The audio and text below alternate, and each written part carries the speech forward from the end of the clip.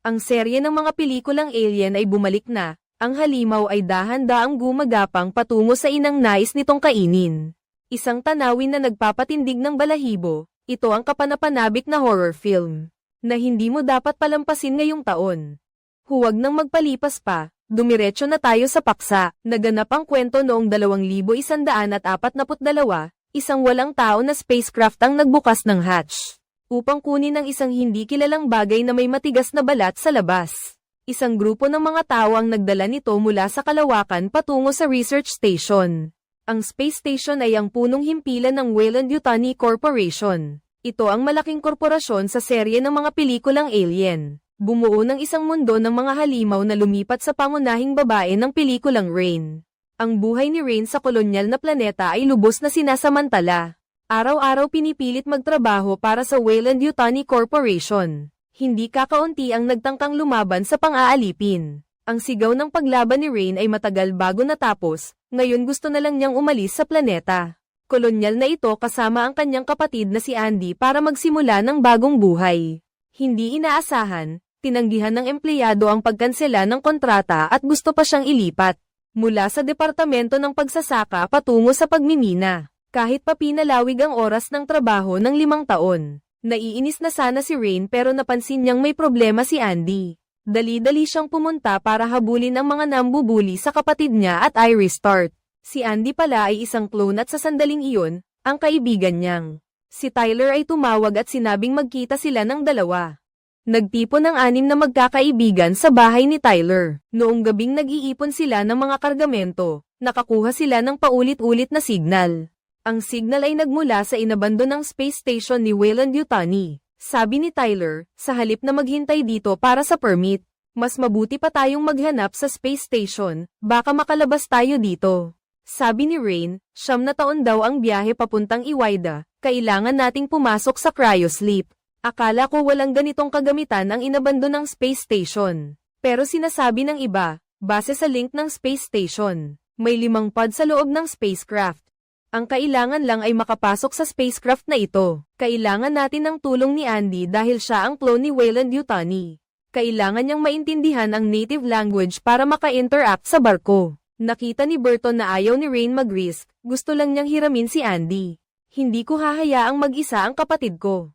Hindi siya kapatid mo, isa lang siyang basurang pinulot ng tatay mo sa tambakan. Narinig yun ni Rain kaya hinailan niya si Andy palayo. Ngunit hinabol sila ni Tyler at tinanong siya, ayaw mo bang sundan ang yapak ng tatay mo? Mamatay sa madilim na planetang ito. Sa huli, pumayag si Rain na sumama. Pinatakbo nila ang kargamentong barko at umalis. Sa daan, tinawid nila ang bawat makapal na ulap, iniwan ang kolonyal na planetang puno ng kawalan ng pag-asa. Ipinikit ni Rain ang kanyang mga mata at malamig na naramdaman ang sikat ng araw. At this moment, the Navarro ship emitted a sound as a giant space impact hit their eyes. Navarro slowly brought the cargo ship closer. With the collision warning sounding on the controls, it turned out not long after. The space impact would hit the small planet, so they had to act quickly. Rain was worried about her brother, but Andy's only order in the system was to do what was best for Rain. Tyler John brought Andy into the ship's cabin. Andy put his finger into the keyhole and indeed opened the door. The 3 carefully crawled inside, a dead mouse floating in the air. Sapat para makita na walang gravity sa loob pero maya-maya nahulog ang daga. Sinabi ni Navarro na ang gravity control device ay nasa standby mode kaya hindi masusunog ang buong barko. 3 tao ang naghirap para makalabas sa tubo. Pumasok sila sa loob ng barko at nagpalutang-lutang sa ere at mabilis nilang nahanap ang natitirang life pod pero ang pabago-bagong gravity ay lubhang nakakaistorbo. Kinontrol ni Andy na i-activate ang life support system sa loob ng istasyon. Sa kalawakan, sinuri ni Thailand ang life pod pero sa kasamaang palad, kulang ang gasolina sa loob. Pinanatili lamang ang hibernation state ng 3 taon. Ngunit si Iwaga ay 9 na taon nang wala sa oras na ito, nakakita si Andy ng isang cryo storage. Hula niya, siguradong may panggatong sa loob, hindi na dapat magpaliban pa, 3 tao ang nagtungo sa cryo storage. Samantala, patuloy na kinatatakutan ni John si Andy, hindi maintindihan ni Rain kung bakit ang kapatid niya ang laging tina-target nito. Ipinaliwanag ni Navarro na ilang taon na ang nakalipas, nagkaroon ng tugs sa minahan. Isang clone ang nag-utos na isara ang minahan, na nagresulta sa pagkamatay ng ina ni John, kaya ayaw niya sa mga clone. Pagkasabi nito, dumating ang pod ni Tyler sa bodega. Si Navarro ay bihasa sa pagpapatakbo ng kapsula ng matagumpay. Hindi inaasahan, isang babaeng nagngangalang Kay ang nasusuka, kaya inutusan ni Navarro si Rain na alagaan siya. Habang bumababa siya para tingnan ang kapsula, napagtanto ni Rain na buntis si Kay. Nagtago si Kay dahil sa takot na mag-alala ang lahat. Lumipat ang eksena kay Tyler habang naglalakad sila sa mahabang pasilyo. Napansin ni Rain ang isang kumikislap na larawan.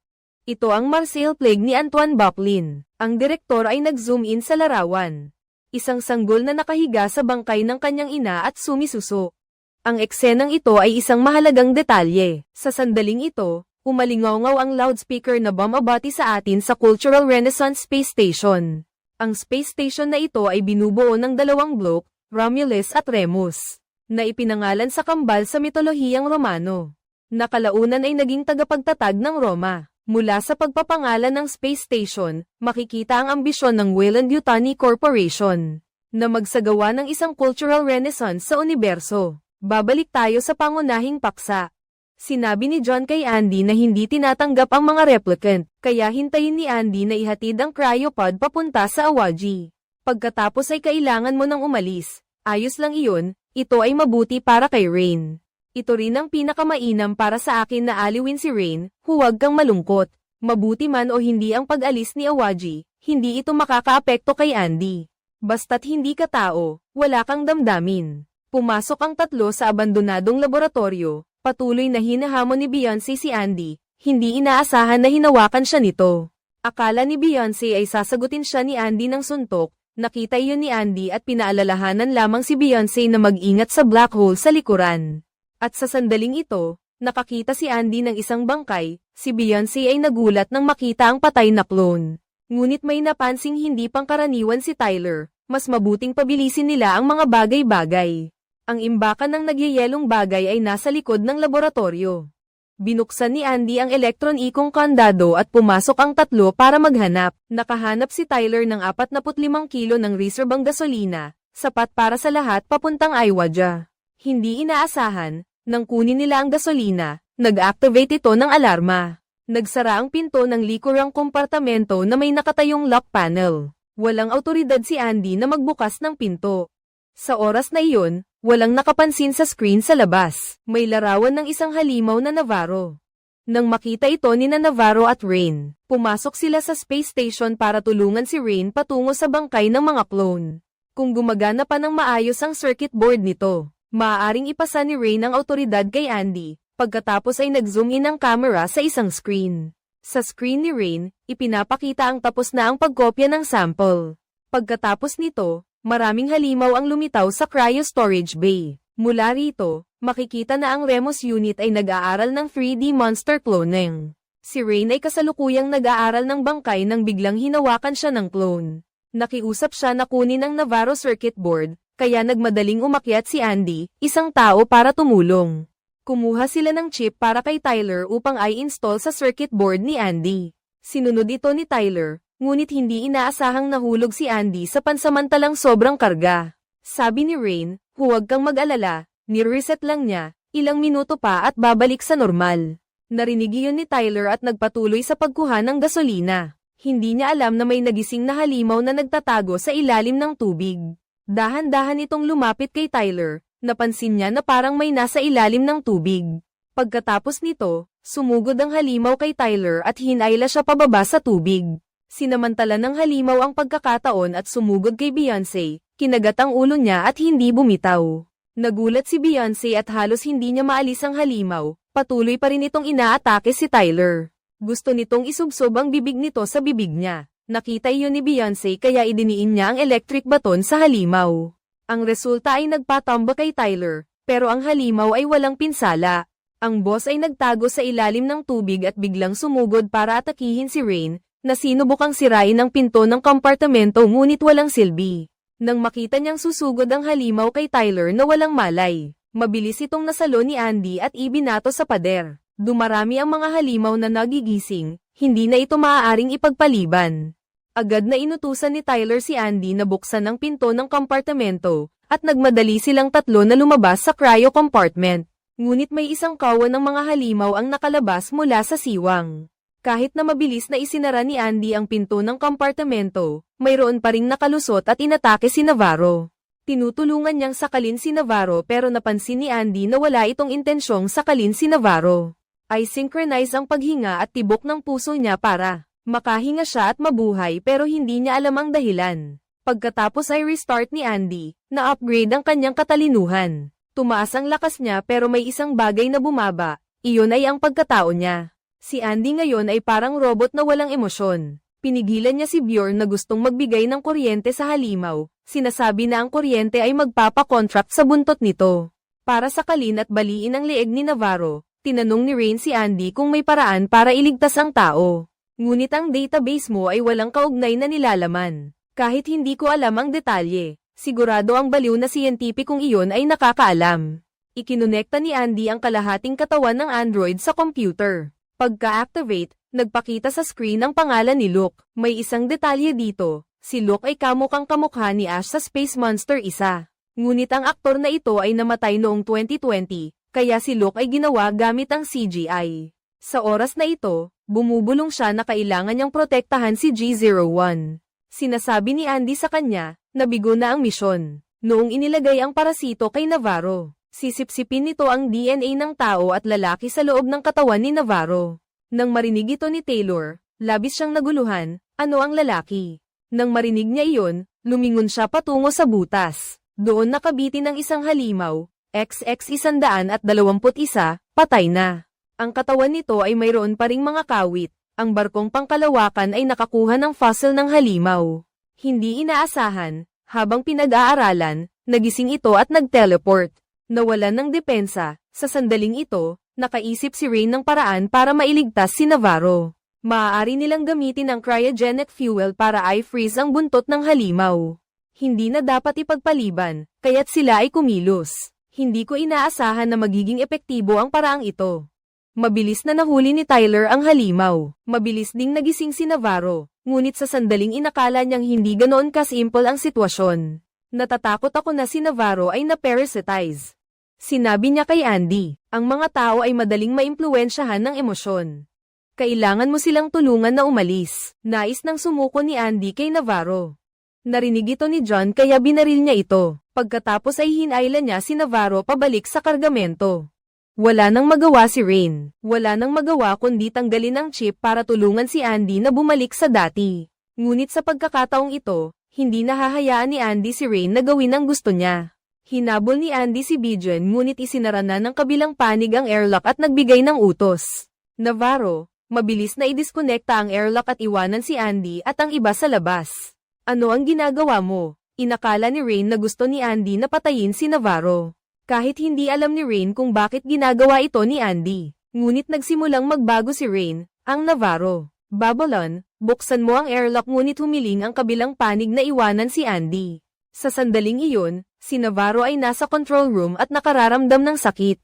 Hawak niya ang isang scanning device sa space station at natuklasan na may isang halimaw na gumagalaw sa loob ng kanyang katawan. Dahil dito, si Kay ay natakot ng husto, at si Navarro ay bumagsak sa sahig at nag-convulse. Tinapakan niya ang control lever sa tabi niya, na nagdulot upang agad na humiwalay ang cargo ship mula sa Remus. Patuloy na humihingi ng tulong si Kay, ngunit mabilis na pinunit ng halimaw ang katawan ni Navarro at lumabas. Pagkatapos nito, sila ay bumangga sa isang bagay na madaling magliyab. Agad itong sumabog, at ang pagsabog ay nagpalipad sa cargo ship. Nang makarating si Beyond sa control room, nakita niya mismo ang halimaw na lumalabas mula sa katawan ni Navarro. Pagkatapos noon, bumangga ang kargamentong barko sa spacecraft. Dumulas ito sa Romulan block at agad na nagsara ang malaking airlock. Napilitan si Tyler na bumalik para iligtas ang kanyang mga kasamahan, ngunit nagdulot ng pagkaantala ang pagsabog. Sa loob ng 47 minuto ay tatama ito sa planetary ring. Agad na pumunta sina Tyler at Rain sa Romulan block. Sila ay umakyat muna para tingnan ang kumpletong status ng J01. Ang resulta ay nagpapakita na may 2% matter sa imbakan. Ano ba talaga ang J01? Ang sagot ay nasa Romulan block. Sa ngayon, Hinaranggan sina Andy at Rain sa labas ng block na ito. Nagtatanong ako kay Andy kung paano makapasok, ngunit nalaman ko na hindi siya sumunod dahil nang tawagin ko si Andy at binago ang utos. Inutusan ko siyang samahan si J01 pabalik sa kolonya. Nang marinig ito ni Andy, agad siyang pumunta kay Rain. Isang kumpol ng mga halimaw ang nagtipon sa Romulus block. Buti na lang at wala ang uri ng halimaw na ito. Maaari lang silang umasa sa tunog at temperatura. Upang hanapin ang target, kailangan lang ay adjust ang temperatura at manatiling tahimik para maiwasan ang pag-atake. In-adjust ni Eddie ang temperatura sa kanilang average na temperatura, at pinaalalahanan ng dalawa na ang pagkabalisa ay magpapataas ng temperatura ng katawan. Kaya kailangan nating maging kalmado, tatlo kaming maingat na lumalaban sa halimaw. Hindi inaasahan, bumagsak ang ulo ng bangkay at nagulat si Rain. Buti na lang at hindi siya nakagawa ng anumang ingay. Habang sila ay nag-aalala na naglalakad, nagising si Kai mula sa kanyang pagkakahimatay. Tumingin siya sa paligid at nakita ang mga itlog ng halimaw sa dingding. Pagkatapos nito, tinakpan ni Beyonce ang kanyang bibig at nagbigay ng senadoryas na manahimik. Pagkatapos, itinurok niya ang electric baton sa loob.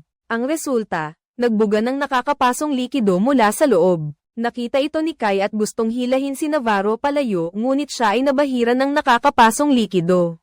At agad na namatay nang makita niyang aalis na ang halimaw, si Kay ay tumakbo papunta sa pinto para humingi ng tulong, mabuti na lang at natanggap ni Tyler ang signal.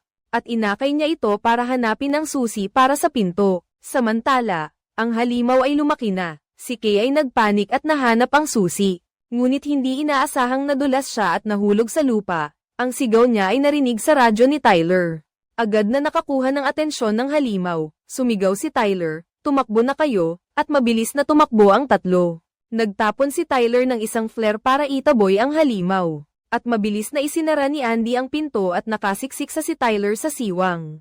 30 minuto na lang bago ang banggaan, ipinagpatuloy ni Andy ang pag-alis kasama ang dalawa, kasabay nito. Ang tubig na tumalsik sa mukha ay nagising kay Kai. Niyakap niya ang kanyang tiyan at nagtangkang tumakbo, ngunit nakita niya ang halimaw sa harap niya. Pinigilan ni Con ang kanyang paghinga at naghintay na umalis ito, pagkatapos ay nagtangkang tumakas sa lugar na iyon. Ngunit hindi niya mabuksan ang pinto, at sa sandaling iyon ay dumating si Tyler at ang iba pa. Sinabi ni Rain kay Andy na buksan agad ang pinto para iligtas si Kay, ngunit nakita ni Andy ang halimaw sa likod ni Kay. Ngayong wala na ang kanyang konsensya, napagpasyahan niyang ang hindi pagbubukas ng pinto ang pinakaligtas na opsyon. Dahil kapag binuksan ang pinto, tatakas ang halimaw. Kaya hindi niya pinansin ang pakiusap ni Andy hanggang sa tinusok ng halimaw si Kay. Pagkatapos ay sinampal ni Rain si Andy, naging mas kakaiba pa ang tao sa harap niya kaysa dati. Ano ang utos mo? Sinunod ko lang ang bagong utos na gawin ang pinakamahusay para sa kumpanya. Gusto ni Rain na tanggalin ang chip sa kanyang circuit board tulad ni Henry. Ngayon ay hindi na siya nakikinig sa mga kaayusan, inutusan niya ang dalawa na umalis na dito. Basta matapos lang nila ang misyon, makakapunta pa sila sa Iwaja. At babalik ako sa kolonya, hindi nagtagal ay nakarating ang tatlo sa laboratorio ni Romulus. Kung si Remus ang inatas ang gumawa at mag-imbestiga sa mga halimaw. Kung gayon si Romulus naman ang inatas ang mag-imbestiga sa itim na tubig, na isa ring materyal na binanggit kanina. Gaya ng alam ninyong lahat, ang lupa ay unti-unting umiinit, may epidemya, at nababawasan ang mga manggagawa. Kaya hindi nila matatapos ang layunin ng Weyland-Yutani Corporation. Kaya sila ay nag-iimbestiga sa mga halimaw upang lumikha ng isang bagay na makakapagpabago sa gene ng tao. Tinatawag nila itong apoy ni Prometheus, at ito ay regalo ng Diyos sa sangkatauhan. Nang inihanda ni Andy na kunin ang itim na tubig at umalis. Nakita ni Rain na hinaranggan ng halimaw ang daan pabalik. Nakita iyon ni Andy kaya kumuha siya ng 2 baril at pinayagan si Tyler na turuan si Rain kung paano ito gamitin. Aalis sila kasama ang compartment ng mga halimaw, kaya pinaalalahanan niya silang dalawa na may 450 bala ang mga baril. Ngunit hindi sila dapat basta-basta pumutok dahil ang acid fluid sa katawan ng mga halimaw ay makakakain sa compartment. Kung mangyari iyon, silang tatlo ay malalagay sa panganib. Ang baril na ito ay para lamang sa pagbabanta sa mga halimaw. Hindi inaasahan, pagpasok nila sa compartment, natuklasan nilang nawala na ang mga halimaw sa vacuum box. At ang buong transport compartment ay naging pugad na nila, nang maghahanda na silang umalis sa lugar na ito na puno ng mga halimaw. Hindi inaasahan, narinig ni Tyler ang boses ni Kay. Lumingon siya at tumakbo papasok sa kuweba ng halimaw, kaya sumunod din si Rain. Sa loob ng kuweba, puno ng mga bangkay ng mga empleyado. Sa wakas, nakita nila si Kay na buhay pa. Ngunit dahil sa sobrang pagkawala ng dugo, nasa panganib ang kanyang buhay. Nagbigay si Andy ng isang bote ng artipisyal na itim na likido, kahit na ang bagay na ito ay sinubukan lamang sa mga daga ng laboratorio. Ngunit ito ang pinakamahusay na paraan, habang ituturok sana ni Tyler kay Kay, pinigilan siya ni Andy. Iminungkahi niyang dalhin si Kay sa low-temperature chamber upang pansamantalang mapanatili ang kanyang buhay. Ang kilos na ito ay napakalohikal dahil lahat ng mga daga sa laboratorio ay namatay. Nagsisimula na silang magkaroon ng mga galame, hindi na tayo pwedeng maghintay, kaya agad na inilayo ng 3 tao si Rain. Habang naglalakad sila, dumaan sila sa isang lugar na may asul na liwanag. Ang ganitong uri ng liwanag ay nakakaramdam ng mga bagay mula sa labas. Dahil dito, napisa ang mga itlog ng halimaw. At tama nga, pagkatapos nito ay inatake sila ng mga halimaw. Sa sandaling iyon, si Tyler ay hamarang para kay Rain at siya ay nahuli ng halimaw. Habang naglalakad, nabangga pa nila si Andy, at si Tyler ay dinala sa harap ng halimaw. Nakita na lalong damadami ang mga halimaw, hindi na naabutan ni Rain na iligtas si Andy. Kaya hinailan na lang niya si Kay papasok sa elevator. Pero hindi niya kayang iwanan si Andy kaya inutusan niya si Kay. Diretso sa tren ang elevator, at ang automatic mode ang magdadala sa iyo pabalik sa kolonya. Basta't dala mo ang itim na tubig, walang gagawa sa iyo. Pagkasabi ni Ray, umakyat siya pabalik para iligtas ang tao. Habang masakit ang tiyan ni Kay, para makapagpatuloy na mabuhay, naglakas loob siyang mag-inject ng itim na tubig sa sarili niya. Sa kabilang banda, bumalik si Rain sa lungga ng mga halimaw. Nakita niya si Andy at ginamit ang chip para tulungan siyang mahanap ang sarili niya. Sa oras na ito, 10 minuto na lang bago bumangga sa planeta. Mabilis na hinabol ng halimaw ang dalawang tumatakbo papasok sa isang compartment. Wala nang autoridad si Andy ngayon, nakiusap si Rain kay Train na tulungan silang buksan ang pinto. Ngunit mariing tumanggi ang kabilang panig, kasabay nito, bumalik si Train sa barko. Ang control button ay patuloy na kumikislap, pagkatapos ay lumitaw si Train sa screen at sinabihan siyang pindutin ang button. Ako ang magkokontrol sa barko para mailabas ka rito. Habang nag-aalangan si Train, napagtanto ni Rain na wala na silang matatakbuhan. Hinawakan niya ang kamay ni Andy at hinintay ang kamatayan, ngunit bigla siyang nagkaroon ng ideya. Agad na tumayo si Rain at pinatay ang gravity maintenance device. Si Andy sa likuran ang humahawak sa mga halimaw na walang grabidad. Agad na binaril ni Rain ang mga ito hanggang sa mamatay, at ang kanilang acid ay lumutang sa ere. Hindi nito kinakalawang ang cargo bay matapos ang sunod-sunod na putok. Ang ere ay puno na ng mga bangkay ng halimaw at acid. Kumapit sila sa railing para iwasan ang acid, ngunit napakahirap panatilihin ang balanse sa zero gravity. Malapit nang matalsikan ng acid si Rain, kaya mabilis siyang nagpaputok para umatras. Sa wakas, matagumpay na nakapasok ang dalawa sa elevator. Ngunit dahil walang grabidad, hindi ito mapapagana. Napilitan silang bumitaw at dumulas pababa sa elevator. Hindi inaasahan, may halimaw na humawak sa paa ni Rain. Mabilis niya itong binaril, pagkatapos ay tinunaw ng asido ang bakal na pinto. Nahulog din ang baril sa kamay niya, at dahil paubos na ang oras. Hindi pa nakakagapos si Rain sa kamay ni Andy, nahulog na siya. Pagkatapos ay bumagsak din ang elevator, agad siyang sinalo ni Andy. Samantalang si Rain na nahulog ay nasalo ng isang halimaw. Sa oras na iyon, tumulo ang asido at kinain ang buong sasakyan. Hawak ni Rain ang hagdanan habang ang elevator ay bumagsak, at dumagan sa mga halimaw, at habang naguguluhan si Rain kung bakit siya iniligtas ng halimaw na ito. Isang-isa pang halimaw ang lumitaw, gusto nitong gawin siyang host. Sa sandaling iyon, dumating si Andy at binaril hanggang mamatay ang higanteng halimaw. Ang dalawa ay nakaligtas at bumalik sa barko bago matapos ang oras, at si MCC ay palaging naghihintay sa kanila. Agad na inactivate ni Rain ang automatic piloting mode. Umuwi mula sa space station bago sumabog ang pagsabog. Nagmadali si Rain na ilagay si Kay sa cryo-sleep chamber, habang nakipag-ugnayan na silo sa kumpanya. Pupunta sila sa kolonya para kunin ang itim na tubig. Hindi inaasahan, pinatay ni Rain ang autopilot, hindi niya gustong sundin ang plano. Kailangan niyang dalhin sina Andy at Kay sa Iwaja habang naghahanda si Rain na pumasok sa hibernation chamber. Naglabas ng alarm ang silid ni Kay, Lumobo ang tiyan niya sa loob lamang ng ilang minuto. Isang halimaw ang palm unit sa tiyan ni Kay at gumapang palabas, mabilis na pinuputol ni Rain ang pusod at ginamit ito bilang panggatong para patayin ito. Ngunit ang sanggol na iyon ay may katangian ng tao. Ito ay isang bagong nilalang na pinagsama mula sa itim na tubig at DNA ng tao. Tinusok nito ang bakal na sahig at nahulog sa pinakamababang palapag. Nang makita iyon, nagmadali si Rain na kumuha ng armas pababa, ngunit mabilis na lumaki ang kakaibang nilalang. Pagbalik sa Cryo Bay, hindi na nakalaban ni Andy ang nakakatakot na bagay na ito. Sumugod ito patungo sa ina upang sumuso. Ang eksenang ito ay katulad ng larawan ng salot ni Marcel. Nang bumalik si Rain, huli na ang lahat. Inatake niya ang halimaw, hindi niya kayang hilahin si Andy na nagkakaproblema para tumakas. Si Rain ay nakatakas na lamang palabas ng Cryo Bay at isinara ang pinto ng compartment. Sa oras na iyon, bumababa ang temperatura sa loob ng compartment. Nagmadali si Rain na isuot ang kanyang protective suit at tumakbo pababa sa pinakamababang palapag ng barko. Nang ikakabit niya ang kanyang seatbelt, nakita niya ang halimaw. Hinabol si Rain, tinadyang sinaksak ng lalagyan ng asido kaya nahigop siya pababa. Si Train, may tali si Rain kaya wala siyang nangyari. Gusto niyang umakyat muli, ngunit nahuli siya ng halimaw. Kahit wala siyang tali, mayroon siyang mga galamay. Ang dila nito ay sumisira sa kanyang helmet. Sa huli, nakatakas si Rain mula sa halimaw at nailigtas ang kanyang buhay. Bumalik siya sa barko, inilagay ang sasakyan sa automatic pilot, at inilagay si Andy sa cryo chamber. Pagkatapos, humiga siya sa katabing silid, umaasang makakarating sila ng ligtas sa destinasyon pagkatapos ng 9 na taon.